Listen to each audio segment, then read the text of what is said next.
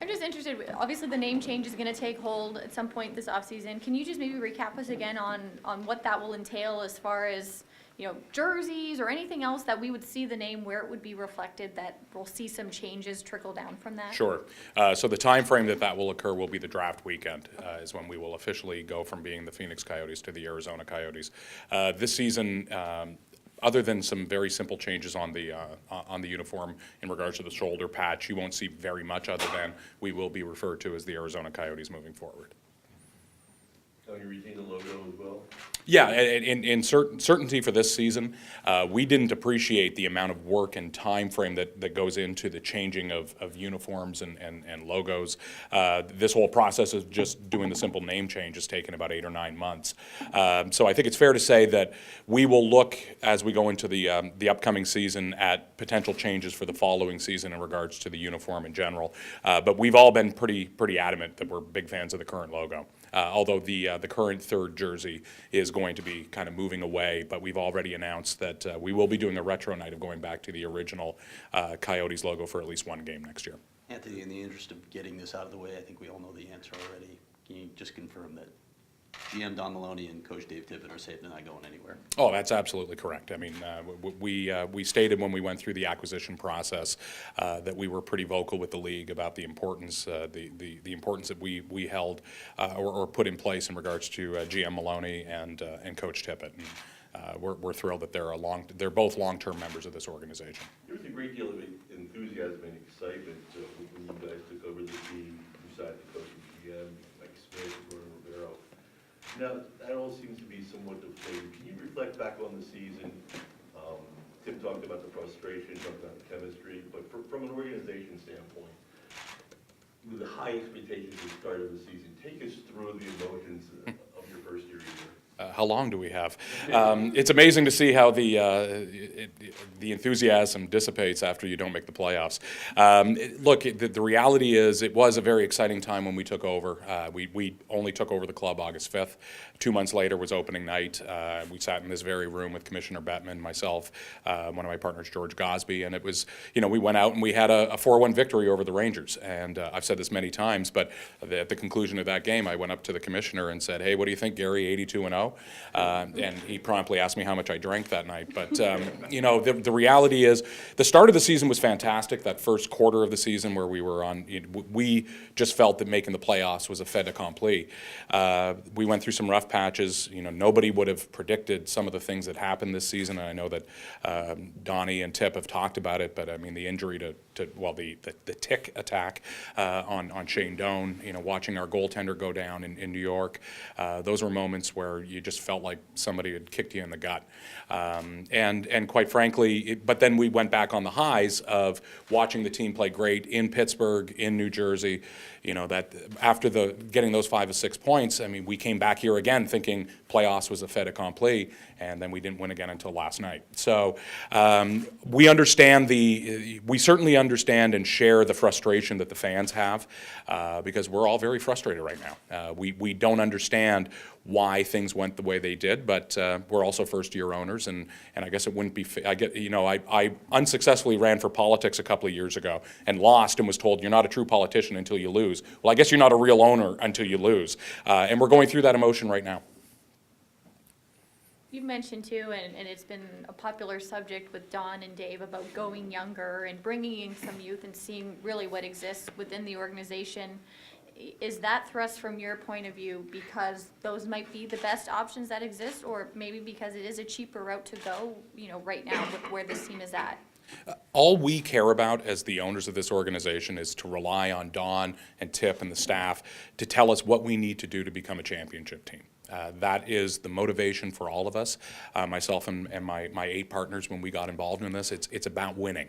And we want to ensure that there is a culture of winning in this organization. So we all humbly have been very successful in our business lives, so we think we're the smartest guys in the room, although we've done a fairly good job of understanding that we definitely have smarter guys than us when it comes to hockey. And we still feel that way. That doesn't mean we don't have our own opinions. But at the end of the day, I think it's going to be very important for us to remember that these guys are the right guys to listen to. So do I think that we have some good prospects in the system? I do, and I'm thrilled about that. Are they ready to come up? I need to rely on these guys to tell us if that's the case. But we're all excited about being a part of our first draft because, look, if you look at teams that have become dynasties, it's because they've done a really good job of drafting. And I'm not saying we haven't. We've got some, look at Oliver Ekman-Larsson, I think is a superstar in this league and will be for years to come. And hopefully some of the guys in the system are going to be that as well, but we need to continue doing that. When do you think you'll have your kind of budget parameters set for moving into this off-season, moving into the next season? Don said it was still to be determined, but when do you expect to hash that out? Probably in the coming weeks and. Yeah, I mean, we're consistently going through a process of this is where we marry the business side with the hockey side because we want to make sure that we're prudent and we're smart with how we spend dollars, and that will be reflected into our expectations and what we think we're going to get on the revenue side. The good news, and I mentioned this last evening, so far this year, we are having a record year in regards to new season tickets being sold at this time of the season. That's very encouraging. But those are things that we need to continue seeing how those go. And some of the business deals we're working on the corporate side, we need to see how those go before we make final decisions on budget. At what point do you have a complete picture of the first year financially?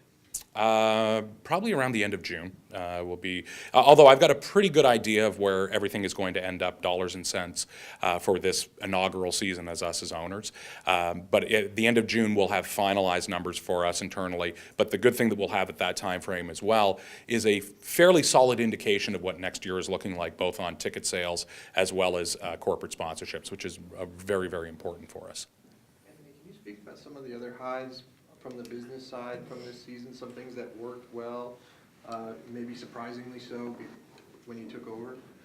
Yeah, I mean, on the corporate side and in some of the major agreements that we had to structure, again, similar to the first half or first quarter of this season where we came out of the gate so strong on the ice, we did a similar thing on the business side. I mean, we made some business deals in the first really month of ownership, be it our food and beverage contract with our new partners at Levy Restaurant Group, or working with our friends at Fox Sports Arizona and getting that put into place.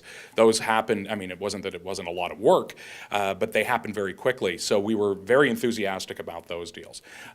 Ticket sales, at the end of the year, we've actually come in right in line with what we had budgeted and expected. We had said at the beginning of this year, we wanted to get to a point where we were averaging 14,000 paid, and that's like within literally single digits, we hit that number. So that's very encouraging. So next year, we want to go to the next step. And our original plan said we want to get to 15,000 as an average for ticket sales for next year, and I feel very confident we'll get there.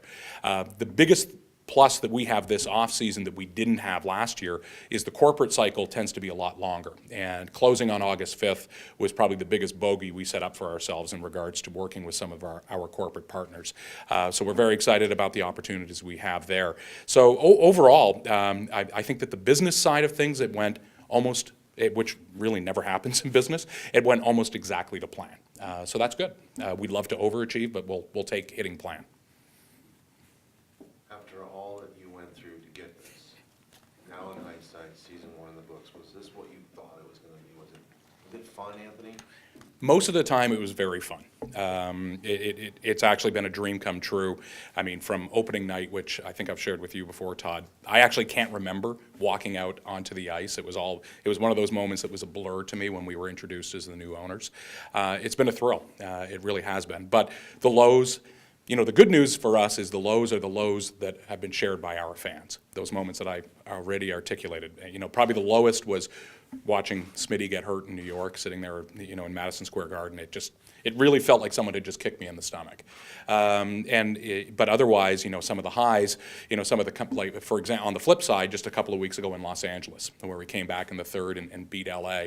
That was a great moment to share, and luckily over half of the ownership group was there. So they were fantastic. But the good news is that the things that weren't expected were the emotions that go in both the good and the bad that go with the games. But overall, the operation of the team has gone pretty much to what I expected. But having that said, I kind of joked. I basically have a bachelor's degree in how to run a hockey team because I spent 4 years trying to buy this club. So I guess I spent a lot of time going to school on it before I actually was given the chair. Anthony, when you walked around the arena as the year went on, what was just the overall theme of what you heard from fans?